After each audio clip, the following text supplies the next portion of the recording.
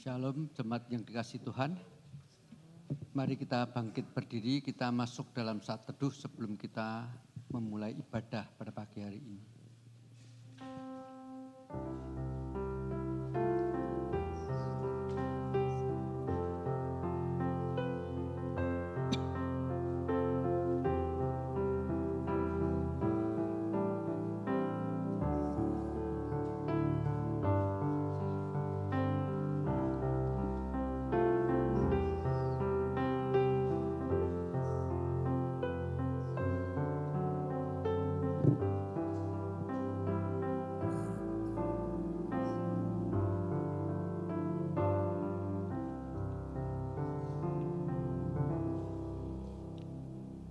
Pertolongan kita adalah dalam nama Tuhan yang menjadikan langit dan bumi, yang setianya sampai selama-lamanya dan tidak meninggalkan pekerjaan tangannya. Turunlah kiranya atas kita sekalian kasih karunia dan damai sejahtera dari Allah Bapa kita dan dari Tuhan kita Yesus Kristus.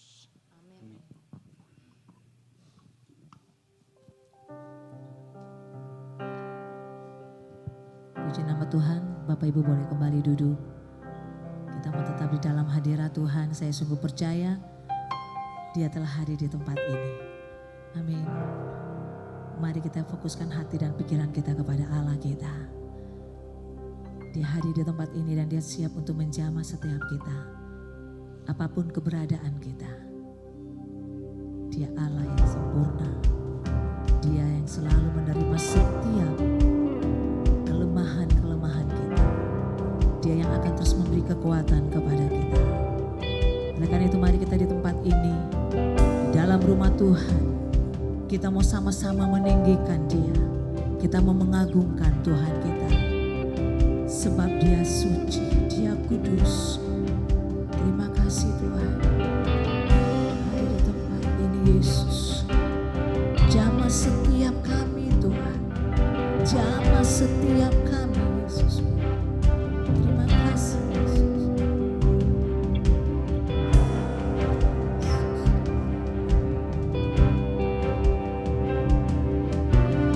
Holy, holy, holy, Lord God Almighty.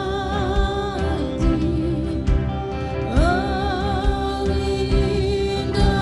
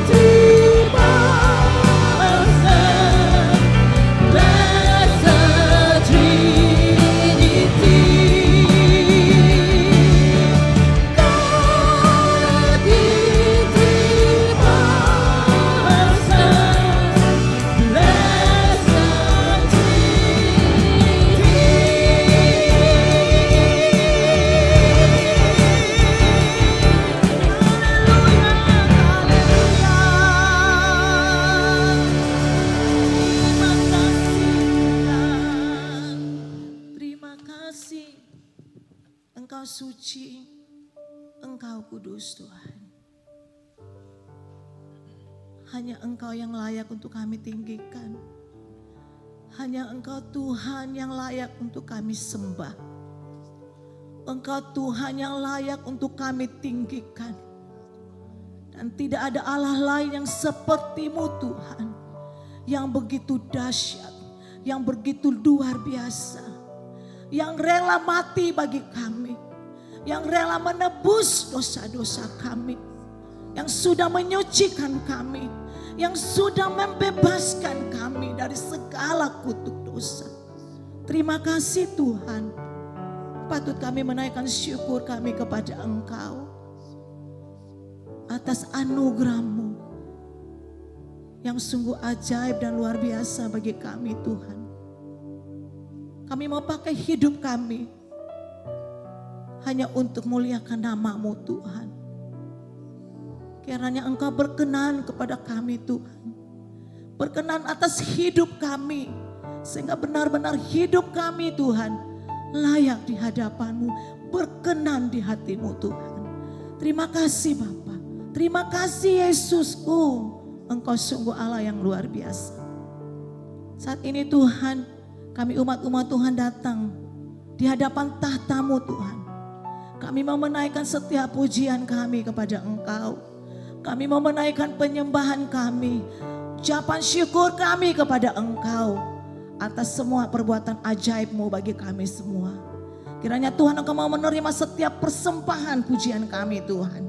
Bahkan firman-Mu yang sebentar kami dengarkan, itu menjadi kekuatan di dalam hidup kami. Di dalam kami menjalani hidup-hidup ini, menjalani hari-hari kami.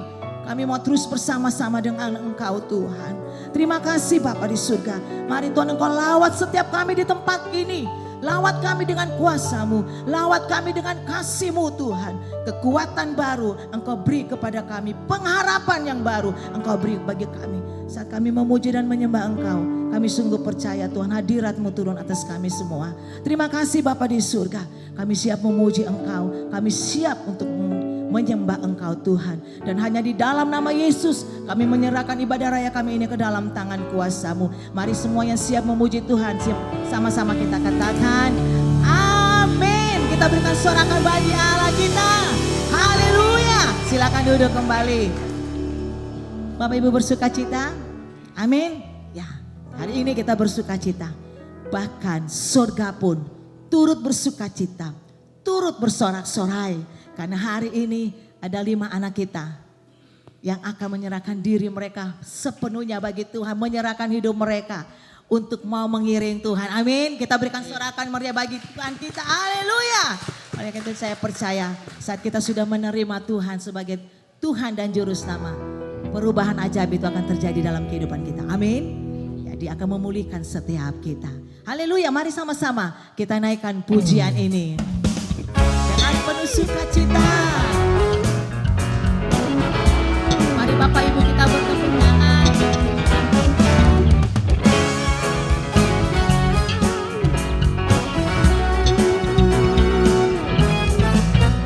Perubahan ajaib jadilah padaku sejak Yesus ku terimalah. Ada terang dalam hati dan harap penuh sejak Yesus ku terimalah. Sejak Yesus ku terimalah. Sejak Yesus ku terimalah. Sukacita di hatiku berlimpah sejak Yesus ku terimalah.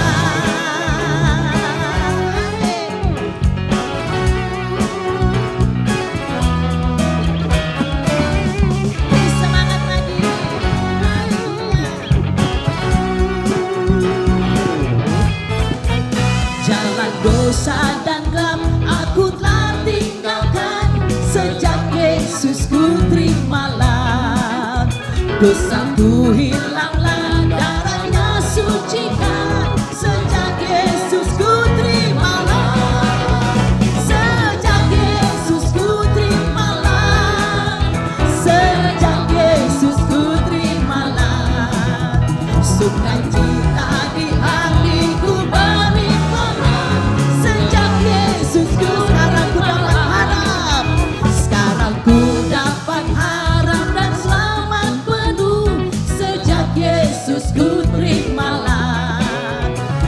tak bimbang dan hati menjadi teduh sejak Yesus ku terimalah. Sejak Yesus ku terimalah. Sejak Yesus ku terimalah. Sukacita di hatiku berimalah. Sejak Yesus ku hanya jemaat. Sejak Yesus ku terima. Amin. Haleluya. Amin.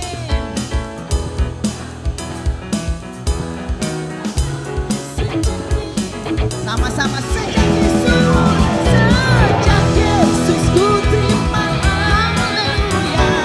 Sejak Yesus ku terimalah. Sukacita di hatiku berimalah. Sejak Yesus ku terimalah. Sukacita di hatiku berimalah. Sejak Yesus ku sekali lagi sukacita. Sukacita di hatiku berimalah. Sejak Yesus ku terimalah.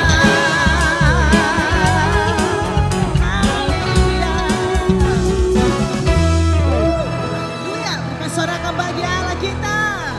Amin. Saudara bersukacita, mari kita bangkit berdiri. Kita mau tetap memuji Tuhan. Kita patut memuji Tuhan karena keselamatan Dia sudah berikan bagi kita. Amin. Indahnya kita berjalan bersama-sama dengan Tuhan kita. Dia akan mencurahkan berkat yang melimpah. Haleluya. Alangkah indahnya hidup di dalam Tuhan. Dia mencurahkan berkat yang melimpah. Alangkah indahnya jalan bersama Tuhan. Dia memberikan kuasa untuk menang. Oh Yesus ku dahsyat, ku tak takut kepadamu. Kau Tuhan yang setia di pihakku. Katakan Yesus ku dahsyat, Yesus ku dahsyat, tak terpenduk kuasa-Mu.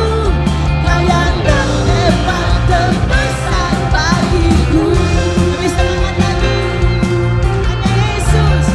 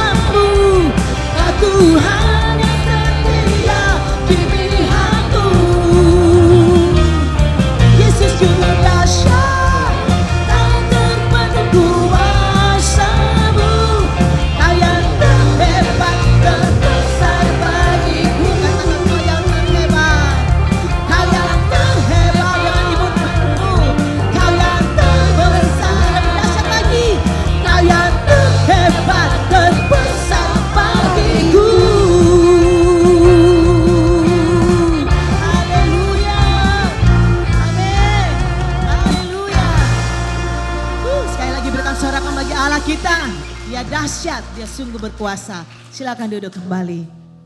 Amin. Jangan pernah ragu. Kita tetap berjalan dengan Tuhan kita. Amin. Walaupun di tengah-tengah masalah demi masalah, pergumulan demi pergumulan, dia tetap Allah kita yang luar biasa, yang terus menyertai kita. Kita akan mendengarkan firman Tuhan di pagi hari ini. Kita bersyukur kepada Allah kita yang sungguh baik. Bukan dengan barang fana dia membayar dosa saya dan dosa Bapak Ibu, tetapi dengan darahnya yang mahal, yang tidak akan pernah tergantikan oleh siapapun. Oleh karena itu mari pertetapkan iman kita. Jangan menyia-nyiakan keselamatan yang sudah Tuhan berikan kepada kita.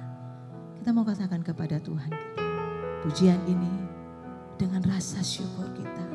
Sungguh benar Tuhan, bukan dengan barang fana Engkau membayar dosaku, tetapi dengan darah-Mu yang mahal, yang sudah tercurah di Golgota.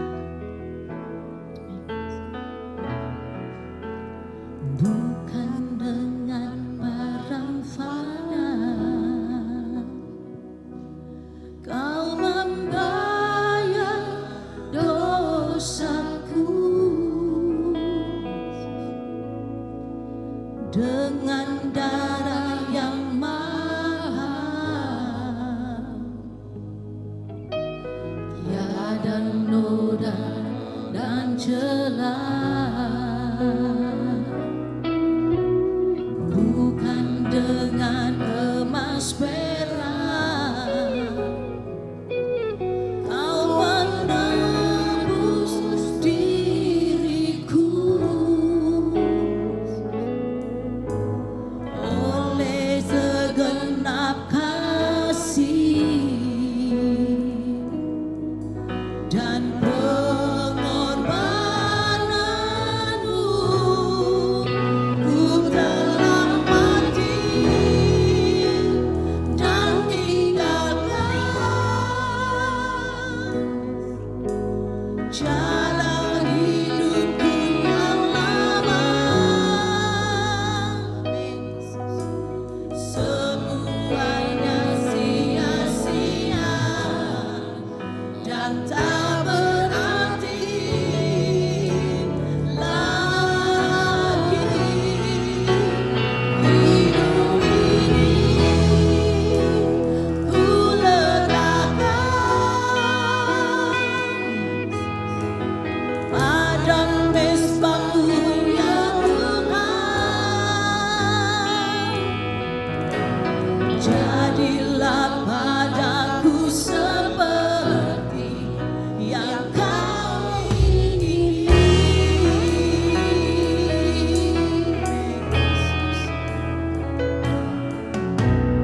Bukan dengan barang fana Kau membayar dosaku, dengan darah yang mahal,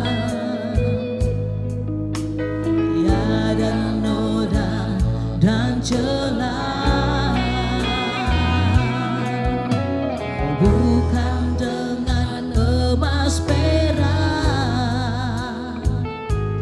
Kau menebus diriku, katakan oleh segenap kasih-Mu Tuhan, oleh segenap kasih dan pengorbananmu. Ku telah mati dan tinggalkan cara hidupku yang lama.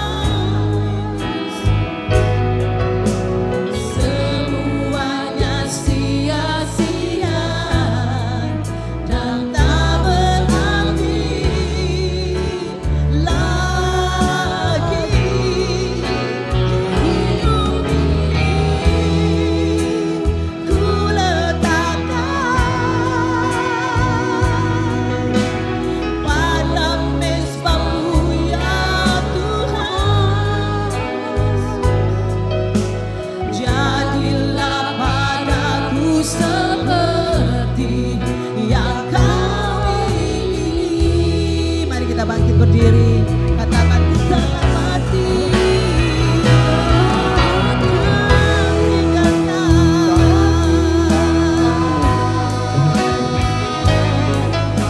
Jalan hidupku yang lama, katakan semuanya itu sia-sia.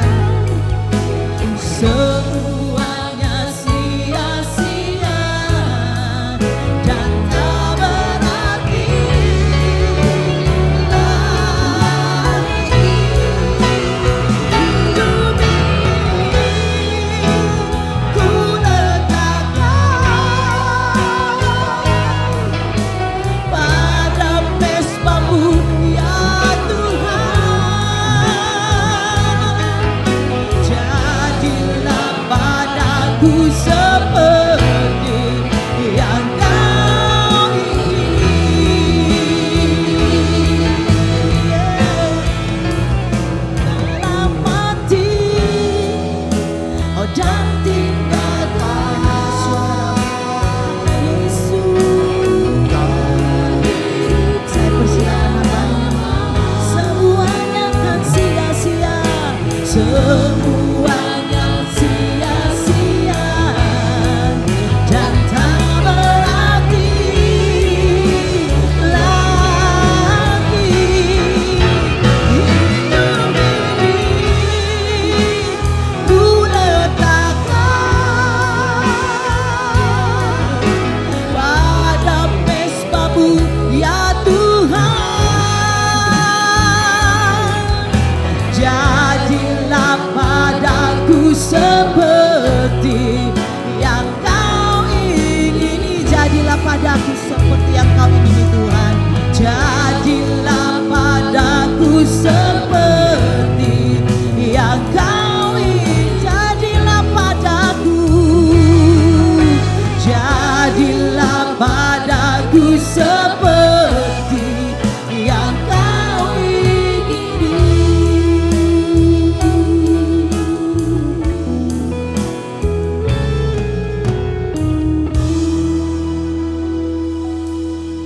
Mari kita berdoa. Tuhan, di dalam hati kami yang terdalam ada sebuah kerinduan yang tidak pernah padam untuk hidup senantiasa menyenangkan Engkau, untuk hidup memuliakan Engkau. Namun di dalam pergumulan kami sehari-hari, acap kali kami jatuh di dalam kelemahan kami. Biarlah lagu ini sekali lagi ya Tuhan, mengingatkan kami bahwa korban-Mu di atas kayu salib bagi kami sangat luar biasa. Dan biarlah melalui lagu ini kami terus-menerus diingatkan apa yang menjadi kerinduan hati kami terwujud di dalam hidup dan perilaku kami. Tolong setiap kami Tuhan, dan persiapkan setiap kami untuk mendengarkan firman-Mu. Dalam nama Kristus Yesus kami berdoa. Amin. Silahkan duduk. Jemaat yang dikasihi Tuhan, sebelum saya menyampaikan firman Tuhan, ada hal yang mungkin perlu saya sampaikan. Di gedung ini, yang sekarang ini kita sebut Gedung Gereja Petra Indonesia, sebetulnya sudah pernah 2 kali diadakan baptisan, yaitu ketika terjadi masih PPKM ketat gitu ya. Waktu itu masih di lantai 1, karena lantai 2 tempat hall utama belum jadi, dan waktu itu masih ibadah secara streaming ya. Tetapi baptisan waktu itu bukan pada hari Minggu dan tidak di streamingkan, tetapi pada hari Sabtu. Ya. Jadi ada 2 jemaat yang dibaptis di tempat ini. Nah kalau dulu kita gitu ya, baptisan itu baptis selam. Tetapi karena kita sekarang udah punya gedung gereja sendiri, dan baptisan itu yang paling ideal dan yang terbaik itu disaksikan oleh jemaat. Itu sebabnya di tempat ini karena tidak memungkinkan ada kolam baptisan, ya kita baptis percik. Nah sebetulnya saudara tentang baptis apakah yang sah itu selam atau percik, sama saja. Saya akan kutip satu hal dari firman Tuhan, tapi bukan bicara soal baptis, Bahkan sesuatu yang bagi orang-orang Yahudi pada waktu itu, pada zaman Yesus waktu itu sangat penting. Yang kepentingannya menurut saya secara pribadi, secara perasaan dan sejarah itu lebih penting daripada baptisan, yaitu tentang sunat. Saya akan baca Roma pasal 2 ayat 25, demikian bunyi firman Tuhan. Sunat memang ada gunanya jika engkau mentaati hukum Taurat. Tetapi jika engkau melanggar hukum Taurat, maka sunatmu itu tidak ada lagi gunanya. Jadi tentang sunat pun Rasul Paulus berkata yang paling penting bukan soal mengerat sebagian daripada anggota tubuh, tetapi mengerat dosa-dosa yang ada di dalam hidup. Itu tentang sunat. Maka demikian juga sebetulnya tentang baptisan. Yang paling utama itu bukan soal apa yang dilakukan di dalam gereja, khususnya dalam hal ini apakah baptis selam atau baptis percik.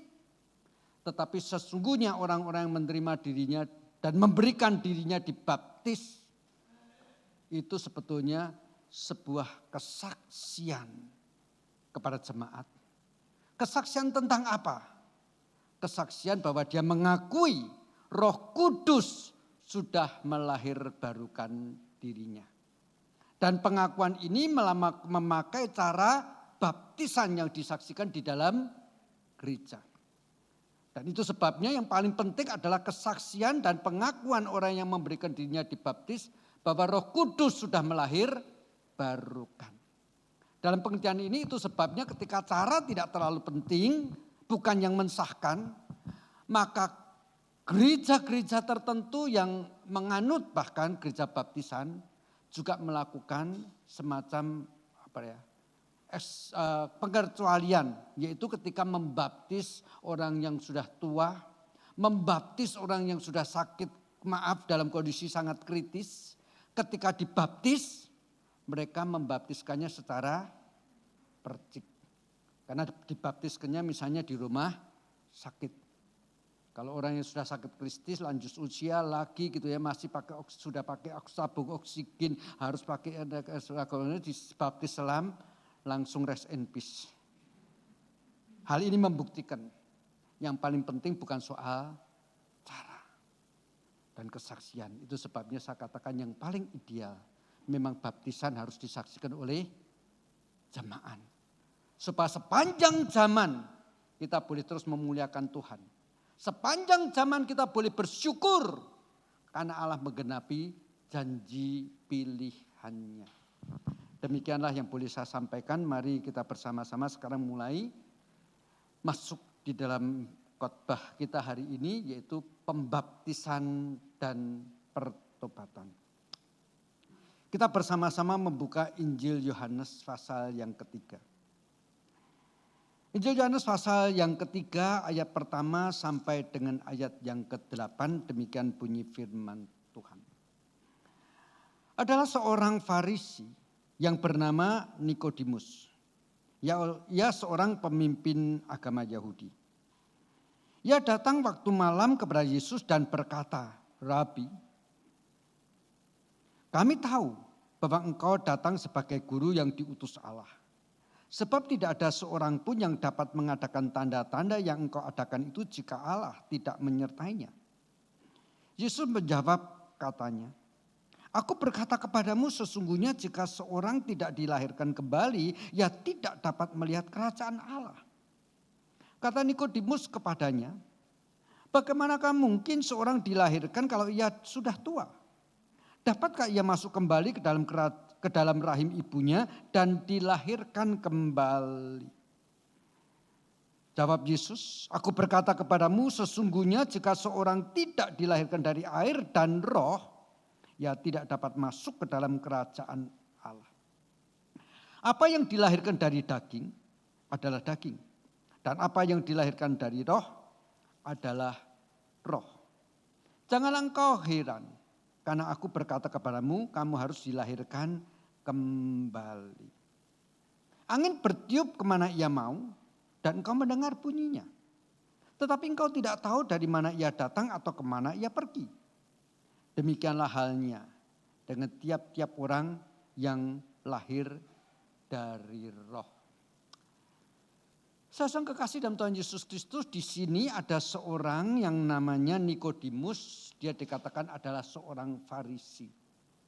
Artinya orang yang sangat tahu tentang aturan-aturan dan hukum Taurat. Dan bukan hanya tahu. Nikodemus karena adalah seorang Farisi adalah yang melaksanakan di dalam kehidupannya seketat mungkin apa yang ia tahu tentang hukum Taurat. Itulah Nikodemus. Ketika pada zaman Nikodemus hidup inilah Tuhan Yesus melayani. Dan Nikodemus ini melihat ada sesuatu yang istimewa, sesuatu yang dia yakini itu pekerjaan Allah yang bekerja dan mengurapi pelayanan daripada Tuhan Yesus. Itu sebabnya sebagai seorang Farisi yang secara strata masyarakat waktu itu, sebagai orang yang terhormat bagi orang Yahudi yang dianggap tahu banyak tentang hal-hal agama, dia datang kepada Tuhan Yesus pada malam hari. Dan dia berkata ini, saya tahu engkau pasti datang dari Allah. Jikalau bukan dari Allah tidak mungkin kamu melakukan hal-hal yang sudah engkau lakukan. Yang dimaksud di sini adalah mujizat-mujizat yang dilakukan oleh Tuhan Yesus yang tidak pernah terjadi. Tetapi setelah Nikodemus berkata demikian, mari kita lihat apa yang dikatakan oleh Tuhan Yesus di dalam ayat 3. Yesus menjawab katanya, aku berkata kepadamu sesungguhnya jika seorang tidak dilahirkan kembali, ia tidak dapat melihat kerajaan Allah. Yesus menjawab. Padahal ayat 2 tadi Nikodemus berkata, aku tahu bahwa engkau adalah yang datang dari Allah. Karena jikalau tidak mungkin kamu melakukan mujizat-mujizat. Tetapi jawab Yesus, aku berkata kepadamu seorang jikalau tidak dilahirkan kembali, ia tidak dapat melihat kerajaan Allah.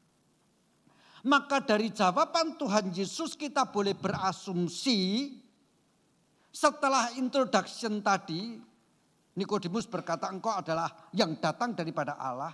Maka Nikodemus bertanya kepada Tuhan Yesus, apa syaratnya supaya seseorang boleh melihat kerajaan Allah.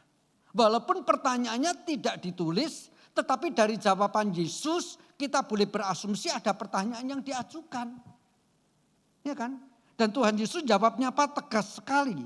Jawab Yesus, aku berkata kepadamu sesungguhnya jika seorang tidak dilahirkan kembali, ia tidak dapat melihat kerajaan Allah. Yang dimaksud dengan melihat kerajaan Allah minimal dua. Yang pertama tahu tentang kerajaan Allah. Yang kedua masuk di dalam kerajaan Allah. Dan itu berarti beroleh hidup yang kekal. Nah, saudara, pada bagian ini sebetulnya kalau kita tanya, kenapa hai engkau Nikodemus, malam-malam hari kelihatannya kamu rada jaga gengsi nih, supaya takut ketahuan banyak orang, datang kepada Tuhan Yesus. Kenapa? Maka secara manusia Nikodemus akan menjawab, ya aku pikir-pikirnya. Jadi dia pakai kalimat aktif ya. Aku pikir-pikir, melihat yang dia perbuat, mendengar yang dia lakukan. Aku menarik kesimpulan. Orang ini luar biasa. Orang ini ada kuasa Tuhan yang bekerja. Itu sebabnya aku datang. Itu jawaban Nikodemus secara manusia yang aku pikir. Tetapi saudara-saudara kita percaya melalui membaca Yohanes pasal 3 ayat 1 sampai 8 ini, seseorang yang bisa datang kepada Kristus atau pakai bahasa yang lebih gampang bertobat, itu karena apa? Karena Roh Kudus yang bekerja. Hal ini ditegaskan oleh Tuhan Yesus berulang kali dalam diskusi dan tanya jawab dengan Nikodemus. Saya baca dalam ayat yang kelima Tuhan Yesus menegaskan kembali ketika Nikodemus ini agak bingung. Maksudnya apa sih? Masuk udah gede, masuk lagi ke dalam rahim ibu lalu dilahirkan untuk kedua kalinya. Lalu Yesus dalam ayat yang kelima menjawab demikian. Jawab Yesus, aku berkata kepadamu, sesungguhnya jika seorang tidak dilahirkan dari air dan roh, ia tidak dapat masuk ke dalam kerajaan Allah. Tadi pakai kata lihat kerajaan Allah, sekarang masuk. Tidak usah dibedakan, itu artinya sama. Melihat itu dari jauh kalau begitu. Tetapi setelah melihat dan mendatangi, sampai akhirnya tiba dan masuk. Kira-kira begitu. Jadi ada semacam prosesnya. Ditegaskan jikalau seseorang tidak dilahirkan dari air dan roh, ia tidak dapat masuk ke dalam kerajaan Allah. Inilah yang sebetulnya tanpa disadari oleh Nikodemus, yang tadinya Nikodemus berpikir mengandalkan pikiran dia yang logik. Tidak mungkin kalau tidak disertai Tuhan, itu sebetulnya dibalik semuanya itu ada pekerjaan roh. Kenapa saya katakan demikian? Pada zaman Tuhan Yesus yang namanya orang Farisi bukan cuma satu Nikodemus tok loh. Ada ratusan bahkan ribuan bahkan ratusan ribu orang Farisi. Tetapi daripada sekian banyak orang Farisi pada zaman itu, kenapa cuma Nikodemus saja yang hari itu datang? Masa Nikodemus yang paling pintar daripada semua Farisi yang ada pada waktu itu? Saya kira tidak. Tetapi ini membuktikan sebetulnya tanpa disadari oleh Nikodemus. Yang Nikodemus pikir ini karena aku yang berpikir secara logik dan menarik kesimpulan, di balik semuanya itu ada pekerjaan Roh Kudus di dalam hatinya. Itu sebabnya Tuhan Yesus berkata, jikalau seorang tidak dilahirkan dari air dan roh. Nah saudara, hari ini terus terang banyak orang yang membaca ayat dan menafsir ayat yang kelima ini tentang air adalah baptisan yang dilakukan di gereja. Dan nanti ada 2 orang yang akan dibaptis. Jadi artinya seolah-olah mau mengatakan jikalau seseorang tidak dilahirkan dari air, dalam hal ini baptisan yang dilakukan oleh gereja dan oleh Roh Kudus yang bekerja, maka dia tidak dapat masuk kerajaan surga. Mari kita sekarang berpikir secara logik dulu. Kalau ada orang sungguh-sungguh percaya kepada Tuhan Yesus, belum sempat dibaptis oleh seorang pendeta atau oleh gereja, ketika kemudian meninggal, masuk surga enggak? Masuk surga enggak? Masuk kan? Kalau begitu air di sini tidak boleh ditafsir baptisan gereja dong. Karena kalau air ini ditafsir baptisan gereja, berarti kalau ada orang yang sudah sungguh-sungguh percaya Yesus tapi belum sempat dibaptis oleh gereja, yang berdosa siapa? Gereja yang malas membaptis. Kira-kira gitu dong. Hebat amat, gereja bisa menentukan seseorang selamat atau tidak selamat. Enggak. Maka air di sini kita tidak boleh pahami sebagai baptisan yang dilaksanakan oleh gereja. Tetapi pertanyaannya kan kita begini, kalau begitu kenapa gereja membaptis? Saudara, gereja itu melaksanakan upacara baptisan atau pembaptisan itu karena perintah Tuhan yang dicatat di dalam Injil Matius pasal 28 menjelang Tuhan Yesus naik ke surga. Di mana Tuhan Yesus berkata, kepadaku sudah diserahkan segala kuasa di surga dan di bumi. Karena itu pergilah. Jadikanlah semua bangsa muridku dan baptiskanlah mereka. Ketika ketika Nikodemus berdialog dengan Tuhan Yesus, ini awal pelayanan Tuhan Yesus. Jadi perintah Tuhan Yesus supaya gereja melakukan baptisan itu belum diberikan oleh Tuhan Yesus. Maka pada waktu kita menafsir Yohanes pasal 3 ayat 5, kita tidak boleh pakai referensi ayat yang belum diberikan oleh Tuhan Yesus pada zaman Nikodemus. Ini logika secara menafsir. Ya. Dalam khotbah hari ini saya sedikit banyak bicara soal prinsip-prinsip penafsiran. Penting, karena ajaran gereja yang benar didasari oleh percaya kepada Alkitab, tetapi tidak berhenti sampai di sana. Juga bagaimana menafsir Alkitab secara metodologi yang benar dan bertanggung jawab. Kita berasumsi sekarang. Ketika Tuhan Yesus berkata kepada Nikodemus, Nikodemus, Aku kasih tahu kamu ya, seseorang tidak akan mungkin masuk surga, tidak mungkin selamat jikalau ia tidak dilahirkan dari air dan roh. Dilahirkan kembali dari air dan roh. Lalu anggap aja Nikodemus ini bingung. Tapi karena gengsi, sungkan kelihatan bodohnya gitu, tidak berani tanya lagi. Lalu dia sampai di rumah pulang, buka-buka Alkitab. Mau cari penjelasan apa yang dimaksud dengan dilahirkan dari air dan roh. Bisa menemukan Matius pasal 28 enggak? Enggak bisa. Sebab Matius itu Injil Matius ditulis sekitar tahun 60 sampai 70-an lah. Ya dong?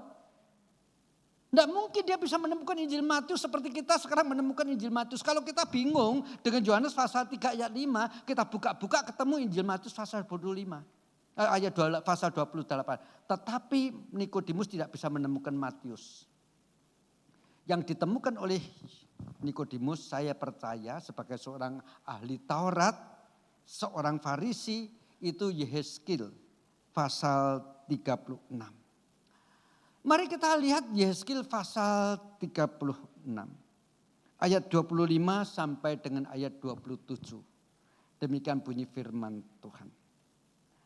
Aku akan mencurahkan kepadamu air jernih yang akan mentahirkan kamu dari segala kenajisanmu. Dan dari semua berhala-berhalamu aku akan mentahirkan kamu. Kamu akan kuberi hati yang baru dan roh yang baru di dalam batinmu. Dan kamu akan menjauhkan dari tubuhmu hati yang keras dan kuberikan kepadamu hati yang taat. Rohku akan kuberikan diam di dalam batinmu. Dan aku akan membuat kamu menurut segala ketetapanku dan tetap berpegang pada peraturan-peraturanku dan melakukannya. Ayat ini yang paling mungkin ditemukan oleh Nikodemus. Dan tidak mungkin Injil Yohanes pasal 28. Jadi untuk memberikan penjelasan apa maksudnya dilahirkan dari air dan roh. Kita tidak boleh pakai Injil Matius pasal 28. Tetapi pakai Yehezkiel pasal 36 ayat 25 sampai 27 ini. Jelas sekali di dalam ayat 25 tadi dikatakan aku akan mencurahkan air jernih kepadamu. Tetapi kemudian di dalam ayat 26 dan 27 dikatakan apa? Aku akan memberikan rohku. Maka berarti sebetulnya yang dimaksud dengan Tuhan Yesus dilahirkan dari air dan roh itu bicara satu hal yang sama. Seseorang yang dilahirkan kembali, bahasa Indonesianya dilahirkan kembali. Bahasa aslinya itu dilahirkan dari atas. Atau dilahirkan oleh Allah. Dalam Injil Yohanes pasal 1 saya akan baca, tidak saya tampilkan. Dalam Injil Yohanes pasal 1 itu di dalam prolognya Injil Yohanes menulis kalimat seperti ini. Tetapi semua orang yang menerimanya diberinya kuasa supaya menjadi anak-anak Allah. Yaitu mereka yang percaya dalam namanya. Itu Yohanes pasal 1 ayat 12. Saya baca sekali lagi supaya jelas. Tetapi semua orang yang menerimanya diberinya kuasa supaya menjadi anak-anak Allah. Yaitu mereka yang percaya dalam namanya. Ayat 13 ini yang paling penting. Orang-orang yang diperanakkan bukan dari darah atau dari daging. Bukan pula secara jasmani oleh keinginan seorang laki-laki. Melainkan dari Allah. Secara tubuh jasmani. Secara kondisi saya sebagai seorang laki-laki. Tubuh jasmani saya yang saya peroleh pada waktu lahir. Bayi, imut, lucu. Dan sekarang sudah mulai tua. Tidak imut lagi, sedikit jengkelin. Itu semua saya dapat dari siapa? Dari orang tua. Maka dikatakan siapa itu yang menjadi anak-anak Allah? Yang bukan dilahirkan dari manusia tetapi dari Allah. Itu ayat 12, 13 dari pasal 1. Kembali kepada Injil Yohanes pasal 3 ayat 5. Jadi seseorang tidak dapat masuk dalam kerajaan Allah jikalau tidak dilahirkan dari air dan roh. Ini berbicara tentang kehidupan rohani kita. Sama seperti tubuh jasmani kita dilahirkan oleh ayah ibu kita. Rohani kita dilahirkan dari atas oleh Allah. Sehingga kita mulai menjadi anak-anak Allah. Itu sebabnya tadi katakan, tetapi setiap orang yang menerimanya dan percaya diberinya hak dan kuasa, privilege untuk menjadi anak-anak Allah.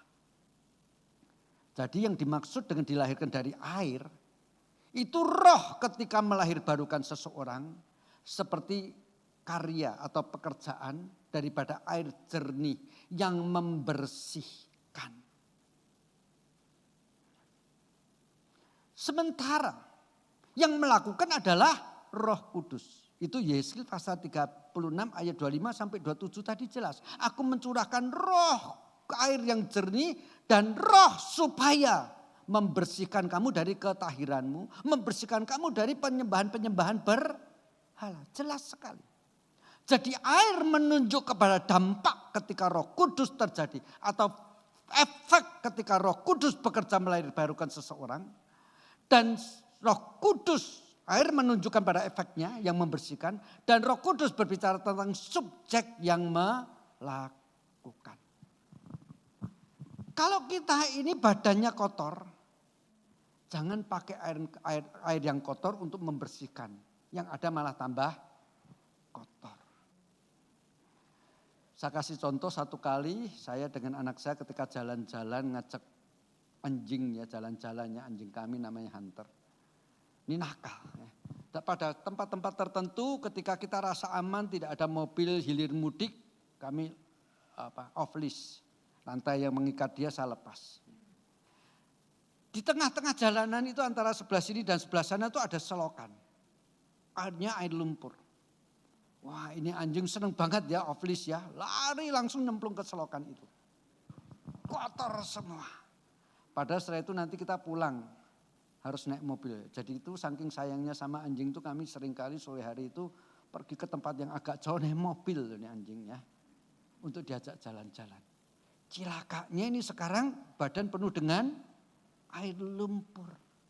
Tidak boleh masuk mobil sebelum dibersihkan. Karena kalau belum dibersihkan masuk mobil nanti sampai di rumah giliran saya tidak boleh masuk rumah sama istri saya. Kan kira-kira begitu ya. Itu sebabnya terpaksa kami membeli beberapa botol aqua. Mandikan dulu anjing ini. Maaf ya Clement, Jose dan Jesse, ini cuma contoh. Ya, ini cuma contoh. Ya. Itulah yang dilakukan oleh Roh Kudus. Jikalau seseorang tidak dilahirkan oleh Roh Kudus yang membersihkan seperti air bersih yang memandikan. Tidak bisa masuk dalam kerajaan surga. Nah itu sebabnya sama seperti tadi Nikodemus kalau ditanya kenapa kamu malam-malam datang kepada Tuhan Yesus? Karena aku pikir. Tetapi sebetulnya di luar pengetahuan dia Roh Kudus yang menggerakkan dia. Maka kalau ditanya, Clement, Jose, Jesse, kenapa kamu hari ini memberikan dirimu untuk menjadi kesaksian, menerima sidi dan baptisan? Ketika kami bincang-bincang, mereka jawabnya begini, ya dari kecil saya udah ikut mama, ikut papa berkebaktian, ya tadinya rasa dipaksa. Tapi lama-lama kami sendiri sadar memang kami harus menerima Yesus. Itu jawabannya manusiawi sekali. Tidak salah. Pada umumnya anak-anak dari sekolah minggu awal-awalnya dipaksa. Tapi nanti akan saya tanya nih, di hari ini dibaptis dan di sini dipaksa sama orang tua enggak? Kalau enggak mau uang jajan dipotong enggak? Kalau dia jawab iya Pak, kalau enggak dibaptis uang jajan saya dipotong, saya batalin baptisannya. Kenapa? Secara manusia mereka mengatakan aku sekarang sadar, aku merasa tertarik. Tetapi sebetulnya di balik semuanya itu Roh Kudus yang bekerja. Itu sebabnya ketika dalam katekisasi mereka ditanya, mereka jawabnya bagus sekali. Ditanya, mana duluan? Bertobat atau lahir baru? Mereka jawab. Saya tunggu jawaban kalian di dalam hati sih. Mereka menjawab lahir baru dulu. Kenapa mereka bisa menjawab tepat? Karena diberi ilustrasi. Orang mati itu tidak bisa merespon apa-apa. Sebagai orang berdosa kita itu adalah mati secara rohani. Jadi kita bertumbuh dulu, bertobat dulu, baru lahir baru. Atau lahir baru dulu, baru bertumbuh dan bertobat. Bertobat dulu, gitu. Lahir baru dulu dong. Saya kasih contoh, anak perempuan Imam Yairus. Mati. Alkitab mengatakan setelah dibangkitkan oleh Tuhan Yesus, baru rasa lapar dan minta makan. Sama Tuhan Yesus bukan disuapin dulu, setelah itu disuruh bangkit. Dibangkitkan dulu, dan tanpa disuruh, dia langsung mengatakan minta makan. Kita tidak mungkin punya kehausan. Kita tidak mungkin punya kerinduan untuk membaca firman Tuhan yang adalah roti hidup, yang adalah air hidup. Jikalau kita tidak terlebih dahulu dibangkitkan, itu jelas sekali. Itulah yang namanya kelahiran dari atas oleh Tuhan. Bagi mereka bertiga, Jose, Jesse, dan Clement, kapan itu terjadinya? Roh Kudus melahirbarukan dia. Itu tidak penting kapan terjadinya. Tetapi kita boleh percaya pasti sudah terjadi. Buktinya apa? Mereka sekarang mau bersaksi di tengah-tengah jemaat. Bahwa mereka percaya Yesus satu-satunya juru selamat. Mereka mengakui bahwa anugerah Tuhan memberikan kepada mereka hidup yang kekal. Jadi soal kapan itu tidak penting. Kalau misalnya di dalam wawancara setelah ikut ketasi sekalian kali, saya tanya, pernah ingat nggak kapan kamu digerakkan oleh Roh Kudus lahir baru? Namanya juga waktu itu mati. Sama seperti kita sih, saya sih tahu persis. Saudara. Kapan saya dilahirkan? Tahun 1954. Tanggalnya nurut papa mama saya 1 Oktober. Tapi saya tidak ingat peristiwa itu. Dan karena saya tidak ingat kapan saya lahir, bukan berarti saya belum melahirkan. Tangkap. Banyak orang Kristen tidak pernah tahu kapan Roh Kudus melahirbarukan dia. Tetapi fakta dia percaya. Fakta bahwa ada kehausan untuk mentaati firman Tuhan. Membuktikan dia sudah lahir baru. Itu sebabnya di Injil Yohanes pasal 3 ayat yang ke-8 tadi dikatakan kalimat yang seperti ini. Jangan ayat 7 dan 8 saya baca deh ya, ayat 7 dan 8 pasal 3. Janganlah engkau heran karena aku berkata kepadamu, kamu harus dilahirkan dari atas. Kata kembali itu dari atas ya. Angin bertiup kemana ia mau. Dan engkau mendengar bunyinya tetapi engkau tidak tahu dari mana ia datang atau kemana ia pergi. Demikianlah halnya dengan tiap-tiap orang yang lahir dari roh. Nah saudara ingat. Injil Yohanes ini ditulis pada zaman orang belum mengerti tentang rahasia pergerakan angin. Sekarang anak-anak SD sudah tahu sih. Angin bertiup dari tekanan udara maksimum ke tekanan udara minimum. Mana itu tekanan udara yang minimum? Yaitu yang suhunya lebih panas. Itulah tekanan udara minimum. Maka dari tempat yang lebih dingin, angin bertiup ke tempat yang lebih panas. Jadi angin bukan seenak mereka sendiri bertiup. Itu sebabnya sudah mulai diisukan kan. Gelombang El Nino akan membuat kemarau panjang bla bla bla. Manusia sekarang udah tahu. Bahkan besok akan antara jam sekian sampai jam sekian akan turun hujan. Ramalan cuaca relatif agak tepat. Tetapi zaman dulu belum seperti itu. Jadi sebetulnya yang saya mau katakan, jangan jadikan Alkitab sebagai textbook ilmu pengetahuan. Itu bukan tugas Alkitab. Tugas Alkitab menjelaskan apa yang manusia dengan ilmu pengetahuan tidak bisa menemukannya. Yaitu keselamatan kekal di dalam Kristus Yesus. Nah itu sebabnya Yesus pakai kondisi pengetahuan zaman itu. Secara ilmu pengetahuan, saya percaya Yesus sebagai pencipta. Dia tahu rahasia angin. Tetapi dia memakai apa yang dipahami waktu itu, angin tidak bisa ditebak. Angin tidak bisa dikontrol, tidak bisa dikendalikan. Maka dengan ilustrasi zaman itu Tuhan Yesus berkata, sama seperti angin itu bebas. Demikian juga pekerjaan Roh Kudus. Kapan seseorang dilahirbarukan, tidak ada seorang yang bisa memaksa. Itu sepenuhnya pekerjaan Roh Kudus. Kalau ada pengkhotbah yang hebat, dia berkhotbah kepada 100 orang. Sah-sah saja. Walaupun khotbahnya hebat, tidak ada seorang pun yang bertobat.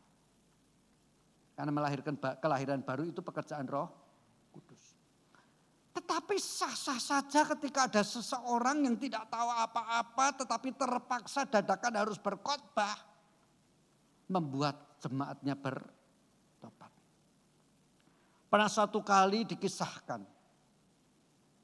Karena tiba-tiba terjadi badai salju yang cukup besar. Pada ratusan tahun yang lalu sia. Pendeta yang harus berkhotbah hari Minggu itu di gereja itu terhambat oleh badai salju, tidak bisa datang memenuhi khotbah untuk melaksanakan pelayanannya berkhotbah. Pengkhotbah yang luar biasa, tetapi terjebak oleh badai salju. Tetapi kebaktian tidak boleh batal. Walaupun hari itu kebaktiannya tidak sebanyak minggu-minggu biasanya karena ada badai salju. Tetapi minimal ada ratusan jemaat yang sudah hadir. Masa diumumin jemaatku yang kekasih, diumumkan oleh ketua majelisnya gitu ya. Hari ini tidak ada ibadah karena pendetanya terjebak sampai jam sekian belum datang. Tidak bisa begitu. Dadakan salah seorang majelis harus berkhotbah. Dia tahu dia tidak bisa. Dia tahu harus mengandalkan pekerjaan Roh Kudus. Majelis ini pekerjaan sehari-harinya seorang gembala. Dia pikir-pikir aku gembala, paling cocok aku khotbah tentang Mazmur 23. Ya itu yang aku bisa, tidak bisa yang lain. Mazmur yang paling umum yang bahkan bisa dihafal oleh setiap orang Kristen pada umumnya. Hari itu ketika dia membaca dengan penuh perasaan Mazmur 23. Belum dikhotbahkan. Sudah banyak jemaat yang terharu. Ketika khotbah yang pendek hanya mengkisahkan bagaimana pengalaman dia menggembalakan kambing domba. Dan selesai khotbah itu dengan sangat pendek. Semua jemaat mengatakan, hari ini firman-Nya luar biasa.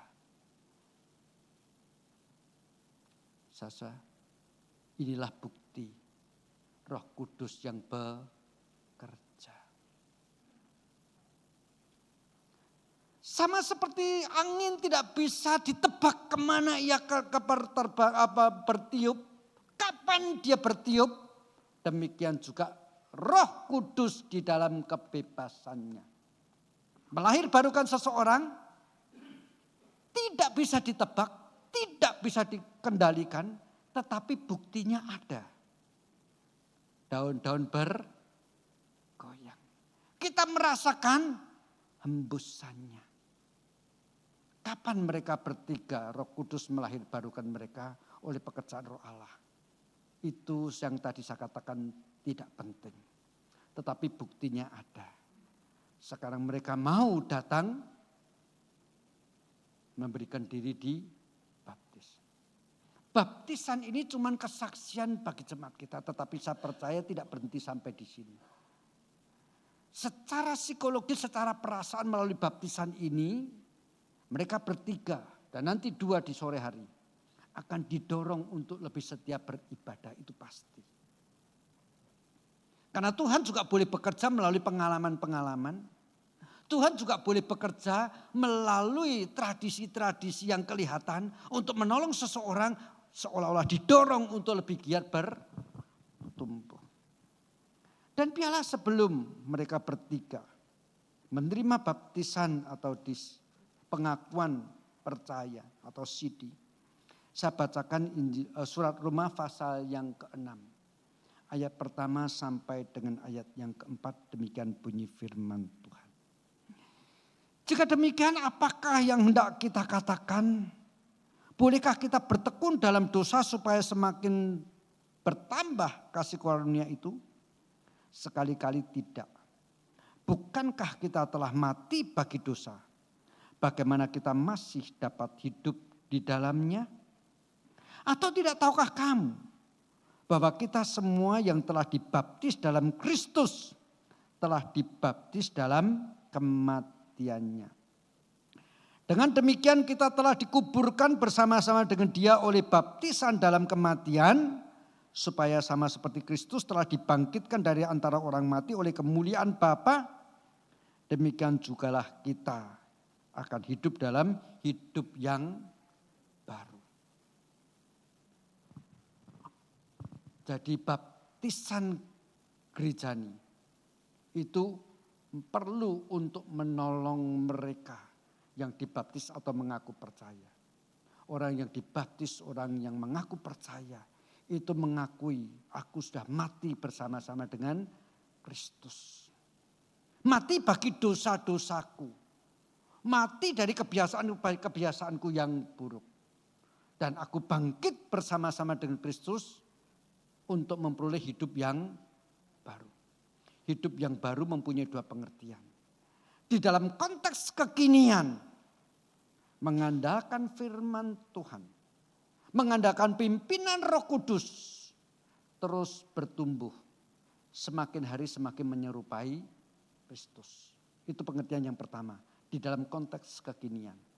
Di dalam konteks yang akan datang, ketika Tuhan menganggap cukup kesaksian mereka di tengah-tengah dunia, maka Tuhan panggil dia masuk ke dalam satu kehidupan yang jauh lebih indah daripada kehidupan yang bisa kita temukan di dalam dunia ini. Yaitu tempat di mana kota buatan tangan Allah sendiri, Yerusalem baru, bumi baru, langit baru. Di tempat itulah setiap kita memperoleh hidup yang baru, di mana tiada air mata, tiada sakit penyakit, tiada perpisahan, dan terus menerus bersukacita, bersekutu, menikmati Allah, Sang Juru Selamat di dalam kehidupannya selama-lamanya. Terpujilah nama Tuhan yang meninggalkan firman Tuhan, yang meninggalkan Alkitab untuk kita, untuk selalu membuat kita diperkuat iman dan pengharapan kita dalam Kristus Yesus. Amin. Mari sekarang saya undang teman-teman kita, adik-adik kita. Jessie Eugenia Ritiau, Jose Manuel Ritiau, dan Clement Joseph Arnold Indarti maju ke depan.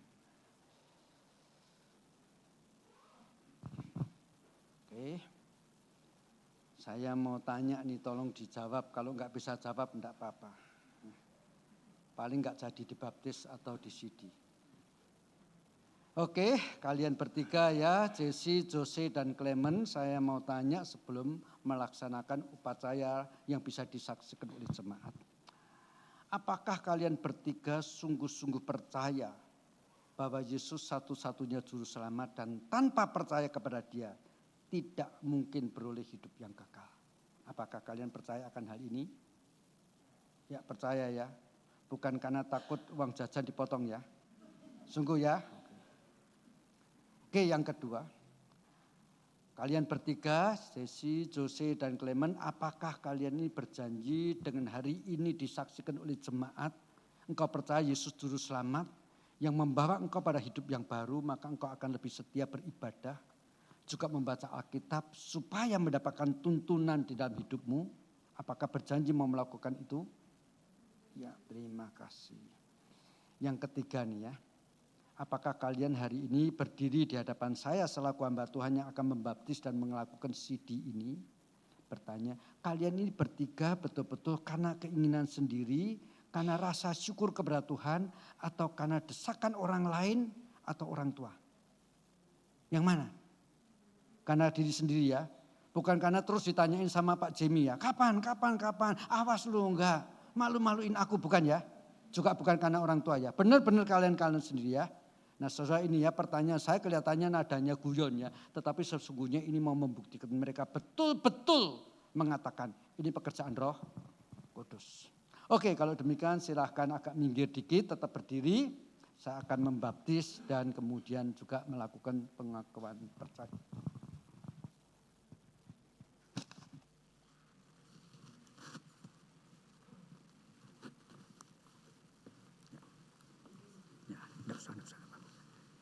Yuk, siapa dulu? Jesse ya berarti ya. Jesse Eugenia siapa? Jesse Eugenia Ritiau. Oke. Mari jemaat kita bersama-sama bangkit berdiri, kita menyajikan sesuatu yang istimewa untuk hari ini ya. Jesse Eugenia Ritiau. Hari ini saya membaptiskan kamu dalam nama Bapa, Anak, dan Roh Kudus, Allah yang Ditunggal. Mulai hari ini, secara gerejani, engkau dianggap sebagai anak-anak Allah. Bagian daripada Gereja Petra Indonesia. Tuhan, hari ini hamba-Mu berdoa. Kiranya kepada Jesse Eugenia Ritiau, sebagaimana janji-Mu, engkau tidak pernah meninggalkan langkah-langkah kehidupannya. Apa yang sudah engkau terlebih dahulu di dalam Roh Kudus mendahulunya bekerja, biarlah terus-menerus memimpin Jesse Eugenia Ritiau hidup di dalam langkah-langkah bersama dengan engkau. Demikian doa daripada hamba-Mu. Dalam nama Kristus Yesus kami berdoa. Amin. Josie.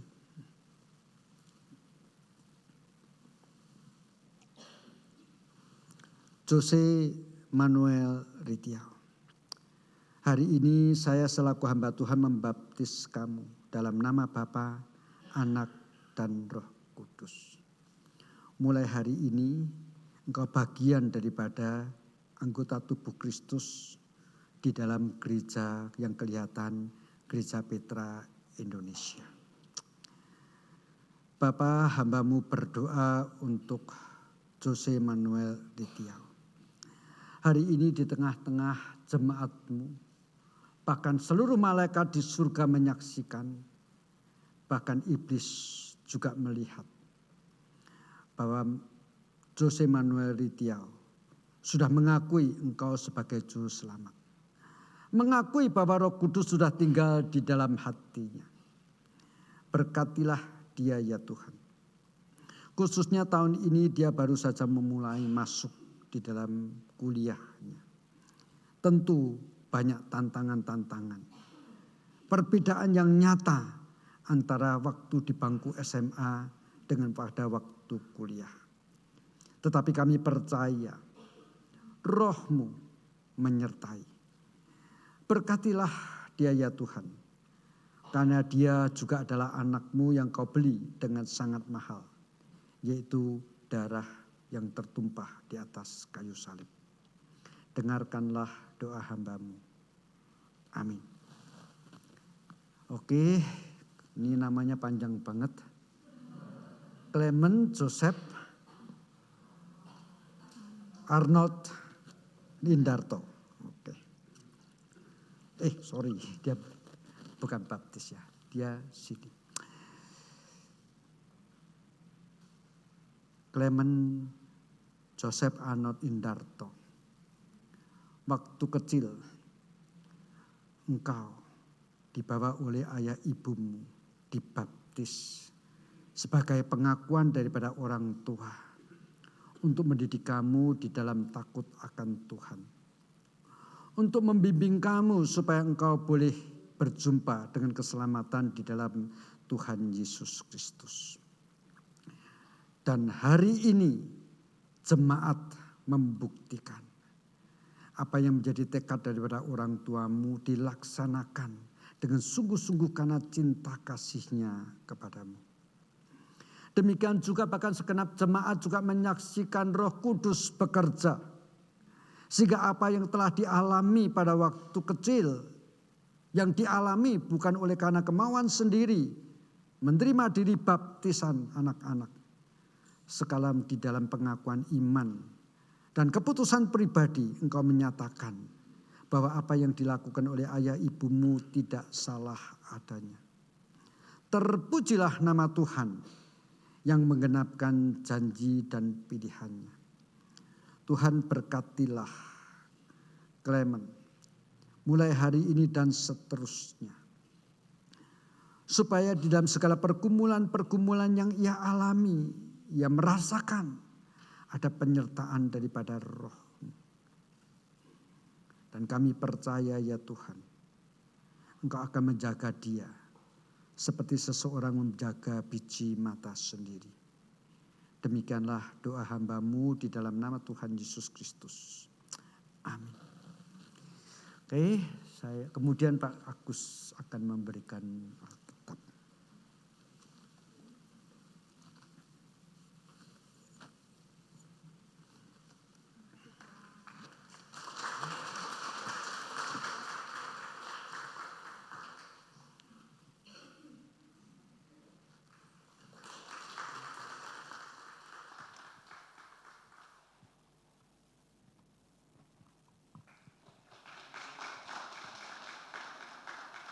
Mari dengan tetap berdiri bersama-sama dengan segenap umat percaya sepanjang zaman kita mensyukuri apa yang terjadi pada hari ini sekaligus menyatakan iman dan pengakuan rasuli kita yang berbunyi demikian. Aku percaya kepada Allah, Bapa yang Maha Kuasa, Kalib langit dan bumi, dan kepada Yesus Kristus anaknya yang tunggal Tuhan kita, yang dikandung daripada Roh Kudus, lahir dari anak darah Maria, yang menderita saat pemerintahan Pontius Pilatus, disalibkan, mati dan dikuburkan, turun ke dalam kerajaan maut. Pada hari yang ketiga, bangkit pula dari antara orang mati, naik ke surga, duduk di sebelah kanan Allah, Bapa yang Maha Kuasa, dan akan datang dari sana untuk menghakimi orang yang hidup dan yang mati. Aku percaya kepada Roh Kudus, gereja yang kudus dan aman, persekutuan orang kudus, pengampunan dosa, kebangkitan daging, dan hidup yang kekal.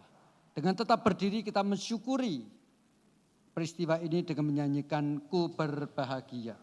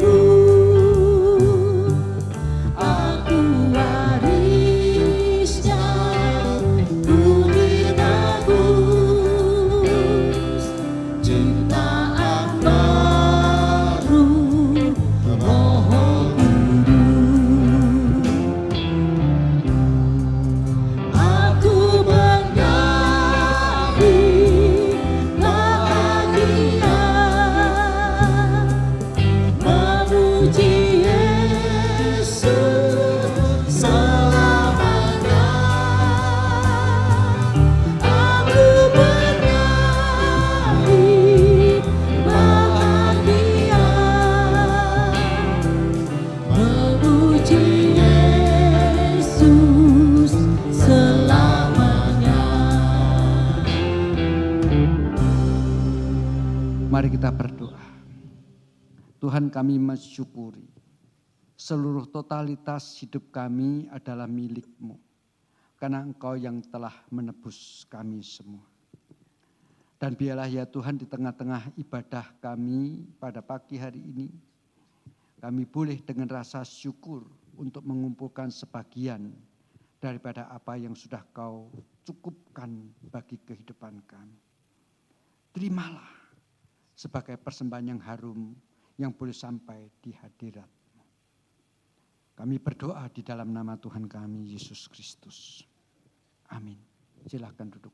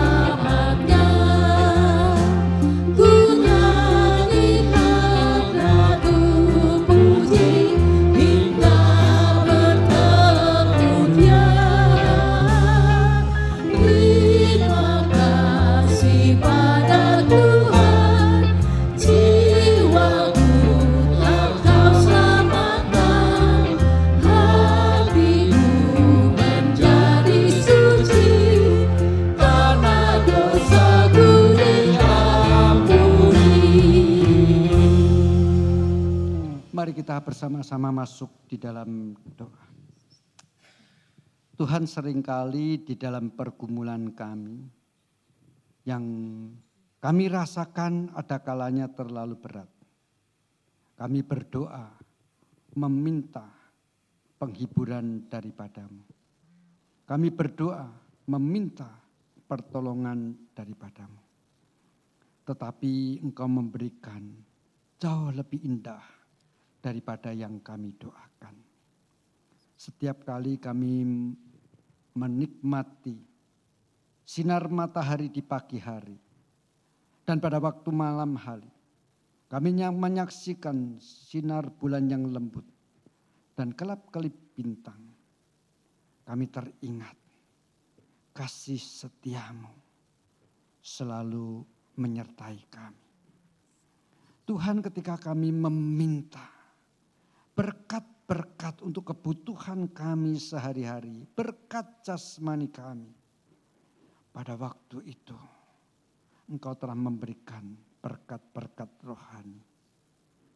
Roti kehidupan yang memberikan kepada kami satu kehidupan surgawi. Kehidupan yang indah, yang tidak ada di dalam dunia ini. Sungguh Tuhan, kasih-Mu sangat luar biasa. Terima kasih Tuhan. Kami diingatkan, Engkaulah segala-galanya bagi kami. Kasih-Mu tak terbatas bagi kami. Engkau Bapa kami yang tahu apa yang menjadi kebutuhan kami. Oleh karena itu kami berdoa, Bapa kami yang di surga, dikuduskanlah nama-Mu, datanglah kerajaan-Mu, jadilah kehendak-Mu di bumi seperti di surga. Berikanlah kami pada hari ini makanan kami yang secukupnya. Dan ampunilah kami akan kesalahan kami. Seperti kami juga akan mengampuni orang bersalah kepada kami. Dan janganlah membawa kami ke dalam pencobaan. Tetapi lepaskanlah kami daripada yang jahat. Karena Engkau yang punya kerajaan dan kuasa dan kemuliaan sampai selama-lamanya. Amin. Mari kita bangkit berdiri. Bapa, Anak, dan Roh, puji, hormat, dan mulia, dulu sekarang tak berubah, hingga selama-lamanya.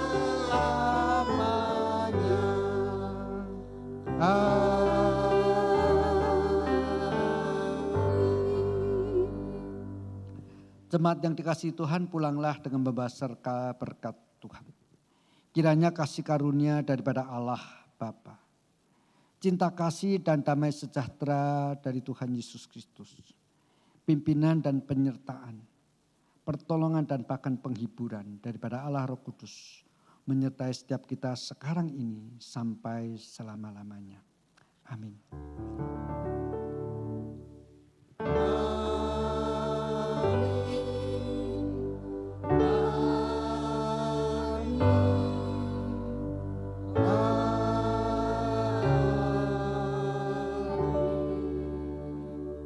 Silahkan duduk, doa teduh.